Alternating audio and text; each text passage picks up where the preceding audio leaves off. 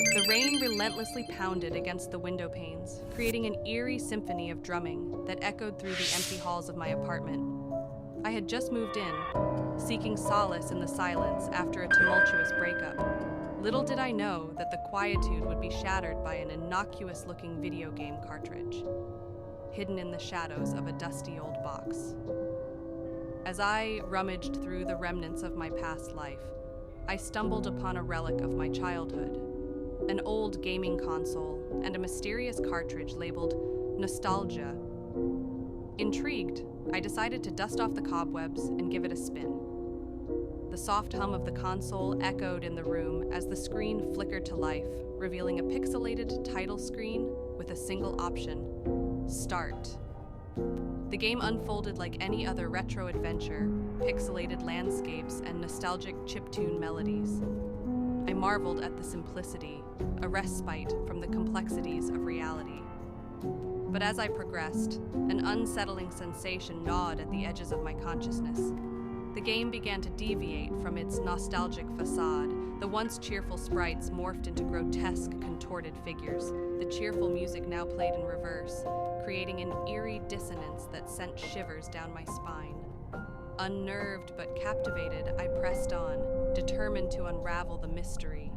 The screen flickered and the virtual world warped into a nightmarish realm. The once harmless enemies now bore sinister grins, their eyes glowing with malevolence. I could feel their gaze piercing through the screen, as if the boundary between the game and reality had blurred. A sudden chill gripped the room, the air thick with an otherworldly presence. I tried to turn off the console, but the power button refused to respond. Panic set in as I realized I was trapped within the confines of this haunted game. The game's objectives became increasingly cryptic, leading me through a labyrinth of dark corridors and desolate landscapes. Each step I took was accompanied by an unsettling whisper, a spectral voice urging me to continue. My surroundings mirrored my growing anxiety, pixelated horrors lurking in the shadows waiting to pounce. As the boundaries of the game world distorted, I found myself standing in a virtual replica of my own apartment. The rain outside echoed the relentless drumming from the game, amplifying the disconcerting atmosphere. I hesitated, my heart pounding, as I faced a pixelated version of myself staring back from the screen. The virtual doppelganger beckoned me to follow, leading me through the apartment. The walls seemed to pulse with an otherworldly energy, and the air grew colder with each passing moment. I stumbled upon a room I had never seen before, a dark, foreboding chamber that mirrored the very apartment I stood in. In the center of the room, a pixelated figure materialized, a spectral entity that bore a haunting resemblance to the character I controlled in the game. It spoke in cryptic riddles, revealing a connection between the haunted cartridge and my own past.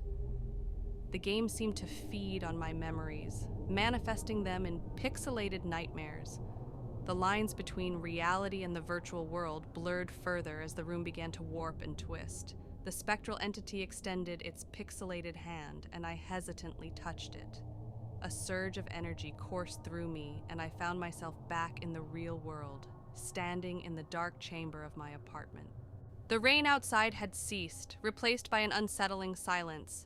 I clutched the haunted cartridge in my hands, realizing that the game had become a conduit for something beyond my understanding. The apartment seemed to breathe with a life of its own, shadows dancing in unnatural patterns. As I stared at the screen, the game whispered one final message, a warning of consequences for meddling with the supernatural. The haunted cartridge disintegrated in my hands, leaving behind a lingering sense of dread. The spectral entity faded away, and the apartment returned to an uneasy stillness. Haunted by the events that transpired, I disposed of the remnants of the game. But the nightmares persisted, each night a descent into pixelated horrors and spectral echoes. The boundary between the virtual and the real had shattered, leaving me trapped in a haunted realm of my own making. The echoes of the haunted video game continued to reverberate, a chilling reminder that some horrors are best left untouched.